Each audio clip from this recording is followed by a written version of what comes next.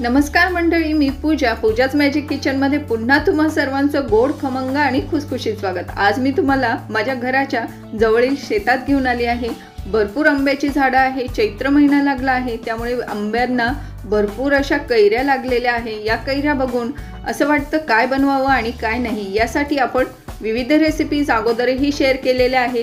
आज मी मस्त पन्ह बनवणार आहे। ऊन खूप आहे त्यामुळे थंडगार काहीतरी प्यावंसं वाटतं आणि आज आपण हे पन्ह दोन प्रकारे बघणार आहोत आणि ते देखील साखरेचा वापर न करता बनवणार आहोत। एक मस्त चटपटीत आणि चटाकेदार असा हिरव्या रंगाचा सरबत बनवणार आहोत आणि दुसरा म्हणजे केसर इलायची फ्लेवरचा गोड असा मस्त नॅचरल घरगुती सरबत बघणार आहोत। म्हणजे दोन प्रकारचे हे पन्हे अगदी मस्त झटपट बनवणार आहोत। खूप सोपी पद्धत आहे। यासाठी मी या फ्रेश कैऱ्या अर्धा तास पाण्यामध्ये ठेवल्या, म्हणजे याचा सर्व चीक निघून जाईल, उष्णता निघून जाईल आणि स्वच्छ धुवून घेतल्या आहे। आता या चारही कैऱ्यांची आपण सालं काढून घेऊ। या वजनामध्ये 500 ते 600 ग्रॅम असतील। तर वरचा देठाचा भाग काढून टाकायचा, याला चीकही असतो आणि कडवट देखील असतो। तर पिलरच्या साहाय्याने किंवा सालयंत्राच्या साहाय्याने व्यवस्थित याची साल काढून घ्यायची आहे, म्हणजे आपल्याला ही नंतर बॉईल केल्यानंतर याची साल काढण्याचं झंझट राहणार नाही। आता साल ही अगदी आरामात पटकन निघून येते, त्यासाठी सर्व कैऱ्या या सोलून घ्यायच्या आहे। तर याच पद्धतीने चारही कैऱ्या सोलून घेतल्या, पुन्हा स्वच्छ धुवून घेतल्या, कारण फ्रेश होत्या, चीक होता, त्यामुळे साल बाजूला टाकून द्यायची। आणि आता एक कुकर घेतला आहे। या कुकरमध्ये या चारही कैऱ्या आपल्याला बॉईल करून म्हणजे उकडून घ्यायच्या आहे। अगदी झटपट उकडल्या जातात आणि आपल्याला अगदी मस्त गर मिळतो, त्यासाठी उकडूनच घ्यायचे आहे। व्हिडिओत दाखवल्याप्रमाणे सुरीने या पद्धतीने अधूनमधून असे काप द्यायचे, चिरा पाडायच्या, म्हणजे आपली कैरी अगदी मध्येपर्यंत अगदी मऊसूत अशी शिजेल आणि अगदी मऊसूत असा गर आपल्याला मिळेल। त्यासाठी चारही कैऱ्यांना मी या पद्धतीने चिरा देऊन घेतल्या आहे। तुम्ही या कैऱ्या एखाद्या पातेल्यात किंवा भांड्यात देखील उकडू शकता, पण कुकरमध्ये लावल्याने अगदी मऊसूत शिजल्या जातात आणि अगदी झटपट होतात। आपला वेळही वाचतो आणि कष्टही। त्यासाठी इथे अर्धा ग्लास इतकं पाणी टाकलंय। पाण्याचं प्रमाण खूप जास्त वापरायचं नाही। आता याला झाकण लावून मध्यम आचेवर 2 शिट्ट्या करून घेतल्या आहे आणि तुम्ही बघू शकता पूर्ण प्रेशर रिलीज झाल्यानंतर कुकर उघडला, कैऱ्या अगदी मऊसूत अशा शिजलेल्या आहे, अगदी छान रंग आला आहे आणि पूर्ण गर अगदी सहज वेगळा होत आहे। चमच्याच्या साहाय्याने पूर्ण गर काढून घ्यायचा। कोळीची बाजू म्हणजे जी बीची असते ती वेगळी करायची। चमच्याच्या साहाय्याने या कोळीवरील जो लागलेला गर आहे तो देखील पूर्ण असा खरडून काढायचा। तुम्ही बघू शकता अगदी सहज निघला जातो, कारण ह्या छान शिजल्या गेल्या आहे, बिलकुल सुद्धा गर वेस्ट होत नाही। त्यामुळे आपण कुकरमध्ये शिजवले आहे। तर पूर्ण चारही कैऱ्यांचा मी गर काढून घेतला आहे। चमच्याच्या साहाय्याने थोडासा फोडून घ्यायचा आणि आता हा मिक्सरला लावून अगदी बारीक अशी याची प्युरी करून घ्यायची आहे। तर आता हा पूर्ण गर मी मिक्सरच्या भांड्यात काढून घेतला आहे। तर आज हे पन्ह बनवण्यासाठी आपण साखरेचा वापर करणार नाही, तर गुळाचा वापर करणार आहोत, कारण हा नैसर्गिक आणखीनच छान लागतो। नैसर्गिकच गुळ घ्या।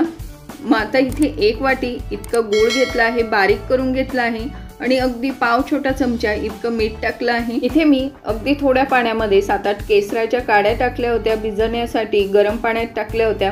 तर तुम्ही केसर फ्लेवरचा करणार असाल तर तुम्ही यामध्ये यावेळी टाकलं तरी चालेल। आपण 2 प्रकारे बनवायचं आहे, त्यामुळे मी साईडला ठेवलं आहे।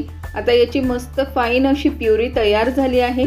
तुम्ही ही प्युरी गाळून देखील घेऊ शकता, पण तुम्ही बघू शकता अगदी मस्त बारीक अगदी फाईन अशी प्युरी तयार झाली आहे। गाळण्याची बिलकुल आवश्यकता नाही, त्यामुळे मी अशीच ही 2 बाउल घेतले आहे आणि या दोन्ही बाउलमध्ये ही काढून घेणार आहे, कारण आपल्याला 2 फ्लेवरचे आज पन्हे बनवायचे आहे। अगदी एकाच आपल्या बॅटरपासून आपण 2 प्रकारचे सरबत बनवणार आहोत। घरामध्ये जो आवडत असेल, म्हणजे चटपटीत चटकदार खाणारे असतील तर त्यांच्यासाठी तुम्ही हिरव्या रंगाचा जो सरबत आहे तो बनवा, किंवा गोड खाणारे असतील तर हा केसर इलायची फ्लेवरचा बनवा।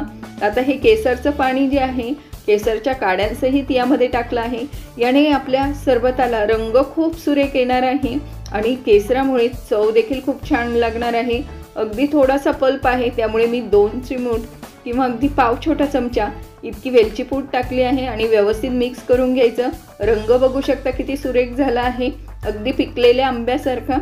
आणि आता हे जे दुसरं बॅटर आहे यामध्ये आपण चटपटीत बनवणार आहोत पारंपरिक पद्धतीचं पन्ह। यासाठी याच्यामध्ये अर्धा छोटा चमचा इतकी भाजलेल्या जिऱ्याची पावडर घ्यायची, ती टाकून घेतली आहे आणि मीठ अगोदर टाकलेलं होतं, त्यामुळे आता चाट मसाला किंवा काळं मीठ टाकून घ्यायचं आहे, पाव छोटा चमचा। बॅटर थोडं आहे त्यामुळे, आणि रंग सुरेख यावा दिसावा त्यासाठी इथे 2 थेंब इतका हिरवा रंग टाकला आहे। तुम्ही पावडरचा कलर असेल हिरव्या रंगाचा तो पाण्यामध्ये मिक्स करून तो वापरला तरी देखील चालेल। हे जे जिऱ्याचं सरबत आहे हे खूपच पाचक असतं, कारण यामध्ये काळं मीठ किंवा आपण चाट मसाला वापरतो, त्यामुळे हे पचनाला खूप छान असतं आणि हेल्दी आहे, नॅचरल आहे, त्यामुळे कधीही पिऊ शकता। दोन्ही सिरप आपले तयार आहे, अगदी सुरेख रंग आला आहे। आता ट्रे तयार आहे मस्त सजवून। आता दोन्ही सिरप मी ग्लासमध्ये टाकून घेतले आहे। तुम्हाला घट्ट पातळ जितपत हवं तितकं सिरप टाकून घ्यायचं। मी इथे 2-2, 3-3 चमचे टाकून घेतले आहे आणि यावरती थंडगारच प्यायला मजा येते, त्यासाठी थोडेसे आईस क्यूब्स टाकून घ्यायचे आहे आणि मस्त फ्रीजमधलं अगदी चिल्ड असं पाणी घ्यायचं, थंडगार पाणी घ्यायचं। आता हे टाकून घ्यायचं आहे, चमच्याच्या साहाय्याने व्यवस्थित मिक्स करून घ्यायचं, कारण आपलं सिरप घट्ट आहे। हे सिरप तुम्ही असं बॉटलमध्ये भरून फ्रीजमध्ये ठेवलं तर 1 ते 2 महिना आरामात टिकतं आणि वर्षभर हे पन्ह कसं टिकवायचं यासाठी मी अगोदरही पण्याचा व्हिडिओ शेअर केलेला आहे। ते सिरप कसं बनवायचं ते देखील नक्की शेअर केलेलं आहे, तर ते तुम्ही नक्की बघा। व्हिडिओची लिंक खाली डिस्क्रिप्शन बॉक्समध्ये आणि वरती आय बटनवर आहे, नक्की चेक करा। यावरती केसरच्या काड्या टाकल्या आहे आणि हिरव्या सरबतवरती आणखीन रिफ्रेशिंग वाटण्यासाठी पुदिन्याची पानं टाकली आहे। आता इथे मस्त बाहेर ऊन आहे, गेस्ट आलेले असतील तर मस्त असं सर्व करा, मस्त झाडाखाली सावलीत बसा किंवा गार्डनमध्ये बसा आणि हे दोन्ही ड्रिंक एन्जॉय करा। घरी आलेल्या पाहुण्यांना विकतचे महागडे ड्रिंक्स देण्यापेक्षा हे असे घरचे नॅचरल कोल्ड ड्रिंक दिले तर पाहुणे अगदी खुश होतील आणि आपल्यालाही कौतुक केल्यानंतर खूप छान वाटेल। तर नक्की बनवून बघा। आता अगदी फटाफट ट्रे रिकामा होत आहे, 1-1 ग्लास उचलले आहे आणि आता फक्त एकच ग्लास उरला आहे तो तुमच्यासाठी, तर तुम्ही देखील पटकन उचला आणि नक्की रेसिपी बनवून बघा। व्हिडिओ आवडल्यास व्हिडिओला लाईक करा, कमेंट करा, जास्तीत जास्त शेअर करा आणि अशाच मस्त चटपटीत रेसिपी सोप्या पद्धतीने बघण्यासाठी चॅनलवर अजूनही नवीन असाल तर लगेच जाऊन चॅनलला सबस्क्राईब करा आणि जवळील बेल आयकॉनवर क्लिक करा। Bye bye.